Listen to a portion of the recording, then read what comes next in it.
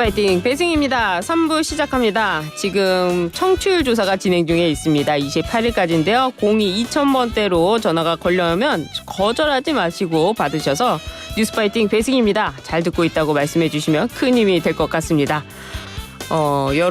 이 청취율 조사에서 순위 좀 올라가게 여러분들 많이 도와주시고요. 이번에 3부 이슈 인터뷰 이어가 보도록 하겠습니다. 한동훈 대표가 윤석열 대통령과의 면담에서 김건희 여사 문제 해결 등을 요구했는데요. 한 대표 입장에서는 민감한 현안에 대한 입장을 대통령실 쪽으로 공을 넘겼다. 이런 평가가 나오는데 윤희석 국민의힘 대변인 전화로 연결돼 있습니다. 나오셨습니까? 네, 안녕하세요. 안녕하세요. 네. 한동훈 대표가 대통령과 만나 김 여사 관련 3대 요구와 특별감찰관 임명 등 요구사항을 전달했는데요. 대통령실 입장 받은 거 있으세요? 아직까지는 별다른 입장 전달받은 게 없는 걸로 보입니다. 네. 대통령실에서도 공식 입장을 내놓지 않았거든요. 그렇군요. 예, 다만 대통령께서 성의 있고 진지하게 할 말 하셨다. 예. 이런 반응은 들었습니다. 그래요. 근데 한 대표 측은 면담 결과를 전했고요. 대통령실은 그냥 당정이 하나 되기로 했다라고 밝혔는데 약간의 입장이 다른 것 같은데요. 이렇게 입장이 엇갈리는 이유가 뭘까요? 당정이 하나 되기로 했다는 건 당연한 얘기고 그 부분에 대해서는 확인이 됩니다. 의료 공백 또 민생 문제에 대해서는 당정이 하나로 가기로 했다. 그런데 앞서 한동훈 대표가 얘기했던 김건희 여사 관련한 3가지 요구사항 네. 거기에 거기에 대해서 아마 확실한 답변을 듣지 못한 것으로 저는 전해 들었습니다. 그렇군요. 이 3대 요구사항 대통령실 인적 쇄신과 김건희 여사의 대외 활동 중단 그리고 의혹 사항별 설명 해소 이 정도라고 보이는데요. 이게 네. 대통령실 입장에서는 받아들이기 힘들다 이런 입장인가요? 대통령실 입장에서만 본다면 네. 그 3가지 요구사항이 굉장히 좀 받아들이기 어려운 측면이 충분히 있을 수 있습니다. 네. 예를 들어서 인적 쇄신 같은 경우는 전적으로 대통령 인사권에 속한 사항이지 않겠습니까? 그렇죠. 그 부분에 대한 판단에 대해서 대통령이 아닌 아무리 여당 대표를 하더라도 네. 다른 분이 얘기했을 경우에 또 받아들일 수 있는 수준이 다를 수 있고 또 김건희 여사와 관련한 이 활동을 중단해달라 이것도 예. 어떻게 보면 외교활동 등에서는 필수 불가결하게 여사의 활동이 필요하잖아요. 예. 그런 부분에 있어서도 받아들이기가 좀 어려운 부분이 있었을 것이고 마지막 부분도 마찬가지입니다. 의혹 해소에 대해서 설명을 하고 구체적 절차가 있으면 따라달라는 얘기인데 대단히 어떻게 보면 좀 막연할 수도 있고 해서 아마 대통령실 입장에서는 한동훈 대표의 요구가 좀 무리하다고 느낄 수 있는 사항은 있다고 저도 판단해 봅니다. 그래요. 근데 이 내용들은 사실은 면담 전에도 다 알려졌던 내용인데 독대를 요구해서 특별하게 이거 말고 더 할 얘기가 있었습니까? 만약에 독대를 했다면요? 독대를 했다 하더라도 예. 크게 달라질 건 없었던 걸로 보이는데 이렇게 내용상? 3가지 요구사항을 예. 요구사항을 이렇게 미리 언론을 통해서 공개될 수밖에 없었던 이유는 중간에 재보궐선거가 있었잖아요. 네. 그 과정에서 선거 승리를 위해서 불가피하게 좀 강하게 한동훈 대표가 입장을 밝혀야 했던 필요성이 있었던 측면이 있고 네. 결과적으로는 그 요구사항 자체가 또 선거 과정에서 본인이 느꼈던 민심이 요구하는 사항이었다. 예. 그래서 그 민심을 전달하는 당대표의 어떤 책임감, 그것의 발로에 의해서 대통령께 말씀을 드렸다. 이렇게도 볼 수가 있다고 저는 봅니다. 근데 선거 과정에서 민심을 전달했다. 그렇게 만약에 그런 주장이라면 이번 선거 금정구청도 그렇고 인천도 그렇고 꽤 큰 차이로 이긴 걸로 보이는데 의미가 있었던 그 지적이었을까요? 선거 결과가 생각보다 예를 들어 부산 금정 같은 경우에는 좋게 나왔지만 선거 초반에는 대단히 어려운 상황으로 받아들였었던 그런 여론조사 결과도 있고 결과와 관계없이 과정에서 얻을 수 있는 민심은 결과와는 또 다르게 들릴 수 있지 않겠습니까? 그래요. 그런 차원에서 직접 민심을 느낄 수 있었던 그런 과정에 있었던 한동훈 대표로서는 국민들이 요구하는 사항이 정확히 무엇이고 그것에 대해서 다 반드시 대통령께 전달을 해야 한다는 그런 압박을 느꼈을 거라고 생각합니다. 그렇습니까? 민심의 이 선거 결과와 민심이 좀 달랐다고 평가하지는 않으세요? 선거 결과와 민심이요? 네. 아니 말씀하신 대로 김건희 네네. 여사의 문제가 그렇게 중요하고 계속해서 얘기를 했는데 선거 결과는 네네. 결국에는 이긴 거 아닙니까? 그러면 예를 들어서 예. 인천 강화 같은 경우를 한번 보시자고요. 네. 거기 지난 총선 6개월 전에 배준영 의원이 27%포인트 차로 이긴 데입니다. 네. 근데 이번에 8% 정도밖에 못 이겼고, 물론 안상수 후보가 무소속으로 나와서 한 6% 정도 가져갔단 말이에요. 네. 그럼 그 표를 우리 표라고 봤을 때, 저희 표라고 봤을 때 15%포인트 정도 이겼다고 볼 수 있는데, 네. 그럼 중간에 12%포인트가 날아간 겁니다. 재보궐이니까 좀 감안해야 되지 않을까요? 그럼 부산금정은 어떻게 설명하실 거예요? 그러니까 예. 그 개개 지역에 대해서 이긴 것은 다행스러운 일이고 저희가 잘한 일인데, 네. 그 과정에서 들려주셨던 국민들의 목소리, 네. 거기에 천착을 한다면 한동훈 대표가 대통령께 전달할 수 있는 상황은 충분히 나올 수 있다고 봅니다. 그것이 우리가 선거에서 어느 정도 이길 수 있는데 이겼기 때문에 민심이 괜찮다라고 평가하는 것은 대단히 위험하다고 봐요. 그래요. 알겠습니다. 그런데 그 여권에서 어제 그 회동에 대해서 서로 빈손에 그치면 안 된다 이렇게 지금 그 공감대가 있지 않습니까? 예. 성과가 없으면 대통령실도 그렇고 여당도 그렇고 모두 타격이 클 것 같은데요. 네. 성과가 나올까요? 언제쯤 나올까요? 회동 이제 끝났으니까 예. 성과에 대해서야 각자 이제 판단이 돼야 되는데 아직까지 예. 양측에서 나온 뭐 얘기도 별로 없고 또 지금까지 나온 걸만 봐도 크게 성과라고 할 수 있는 것이 있었나 싶습니다. 예, 그런 면에서 좀 계속 걱정스러운 밤을 보냈어요, 저도. 그러셨어요. 그래서 예. 앞으로 좀 뭐 나오지 않을까요? 예상 어떻게 하십니까? 글쎄요. 일단 예. 이런 상태에서 네. 두 분이 뭐 다시 어떤 뭐 대화를 한다거나 네. 다른 또 후속 조치가 있으면 또 기대를 해볼 수 있겠는데 네. 일단은 지금 모든 언론에서 빈손 회동이라고 얘기를 하고 있어요. 아침에도 보니까. 예. 글쎄요. 당분간은 그렇게 쉬운 상황이 이어질 걸로는 보이지가 않습니다. 그래요.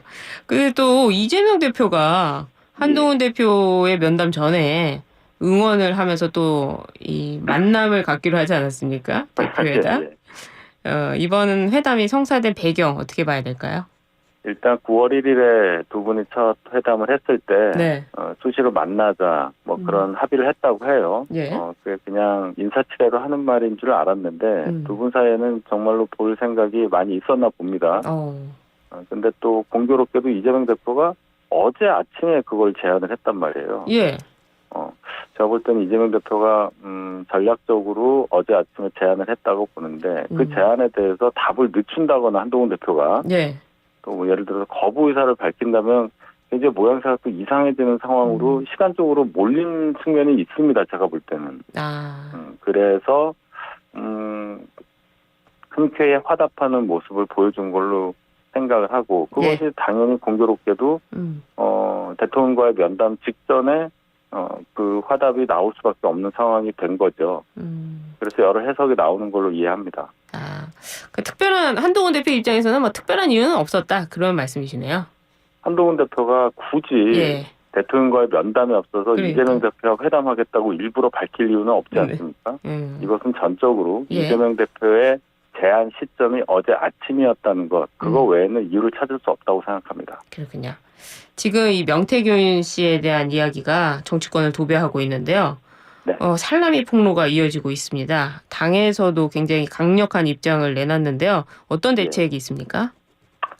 일단 여러 의혹이 나오는데 쭉 면밀히 보면은 뭐 돈 문제 아니면 뭐 비공개 여론조사를 조작했냐 여기에 집중이 돼요. 예.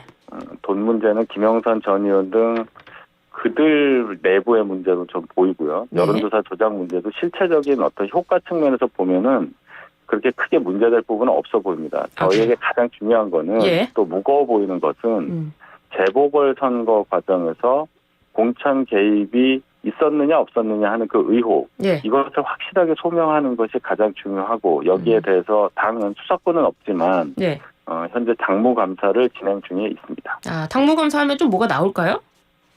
어쨌든 당에 뭐 자료가 있으니까 네. 뭐 재보궐 공천 과정이라든지 아니면 명태균 씨 관련한 뭐 어떤 뭐 당원 명부가 어떻게 넘어갔는지 이런 거 정도는 어느 정도 실체 확인이 가능하다고 저는 봅니다. 아, 그렇군요. 어제 그 강혜경 씨가 제보자 강혜경 씨가 이 증인으로 국감에 출석을 했습니다. 거기서 뭐 많은 이야기가 나왔는데 또 명태균 리스트라고 해서 야당도 나왔습니다만 여당 의원도 뭐 많이 나왔습니다. 여당 쪽 사람들도 많이 나왔는데 그 리스트도 또 어떻게 평가하세요?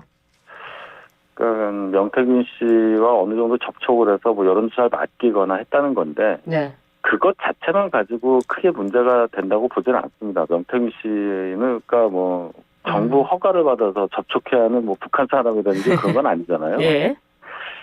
과연 이분이 어떤 불법적인 일을 했느냐, 그것이 그 뭔가 관계된 분들에게 불법적인 이익을 줬느냐, 예. 이게 규명이 돼야 문제가 되는 거기 때문에 그렇죠. 단순히 문제가 좀 많은 분으로 지금 인구에 회자되고 있다, 이분하고 누가 연결돼 있느냐, 이 정도 가지고는 그렇게 실체적으로 문제 삼을 일은 아니라고 봅니다. 아, 그렇군요. 이 김건희 여사 관련 의혹 말씀을 하셨는데 김건희 관련 여사 의혹이 이어지면서 당 지도부에서는 김민저 최고죠.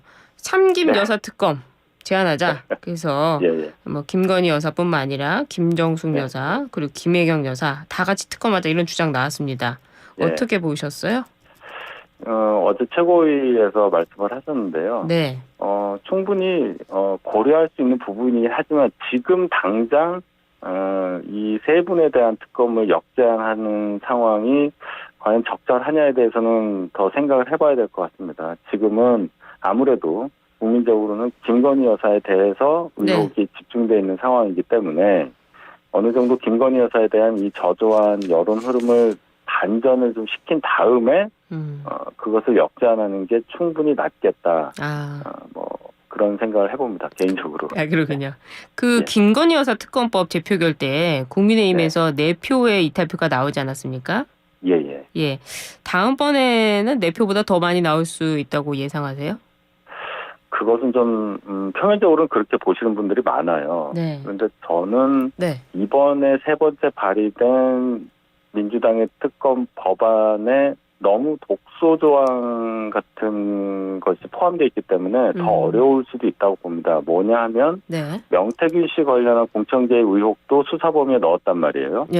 만약에 특검 법안이 통과돼서 특검이 성립됐을 경우에는 그렇게 되면 저희 당에 그 특검이 청구한 압수수색 영장이 집행이 될 가능성도 있고 뭐 저희 당이 수사 대상이 될 수도 있는 거예요. 그것을 저희가 받아들일 수는 없죠. 그런 것을 본다면 글쎄요. 저는 섣불리 예상하기가 어려운 상황이라고 봅니다. 물론 여론 압박은 더 심해질 수도 있겠지만은 법안 통과가 되는 거하고 특검에 대한 어떤 여론이 움직이는 거하고는 전혀 다른 움직임을 보일 거라고 저는 생각합니다. 그 말씀대로라면은 그 한동훈 대표가 어제 3대 요구를 했잖아요. 이 관련해서 대통령실에서 요구를 받지 않으면 한동훈 대표가 특검을 받자 이렇게 스탠스를 바꿀까요? 절대 그럴 수 없다는 말씀을 제가 드린 겁니다. 그 한동훈 대표도 이 특검법안이 발의가 됐을 때부터 한동훈 대표가 그에 관련 지금 말씀드린 이 독소조항 관련한 문제점을 지적을 했어요. 네, 그렇군요. 어쨌거나 이 특검법은 좀 다르네요. 입장이 다르네요. 그렇습니다. 법안 통과는 다릅니다. 법안 통과는 다르다 이 말씀인데 또 민주당이요. 지금 국정감사에서 기승전 김건희 여사 이렇게 나오고 있습니다. 어제는 동행 명령장을 발부하고 또 용산까지 찾아갔는데요. 이 사상 초유의 일 대통령 부인에 대한 동행 명령장 발부 어떻게 보셨습니까? 동행 명령장 제도가 있긴 하지만 이렇게 남발하는 경우는 없었습니다. 그리고 현직 대통령 배우자에 대해서 동행명령장을 발부한다. 그리고 그것을 집행하기 위해서 민주당 국회의원들이 따라가서 용산 앞에서 거의 뭐 시위성 행보를 한다. 이것은 결론적으로는 김건희 여사 그냥 망신 주겠다. 이런 것에 불과하고 이런 것들이 계속 반복이 되죠. 그 의도 자체가 불순하다는 것을 국민들께서 다 알고 계시기 때문에 민주당에서는 전략을 좀 바꿔야 되지 않을까 이런 생각을 해봅니다. 아, 그렇군요. 바쁘신 와중에도 인터뷰 응해주셔서 너무 감사합니다. 감사합니다. 네, 지금까지 윤희석 국민의힘 대변인이었습니다. 감사합니다. 네, 고맙습니다.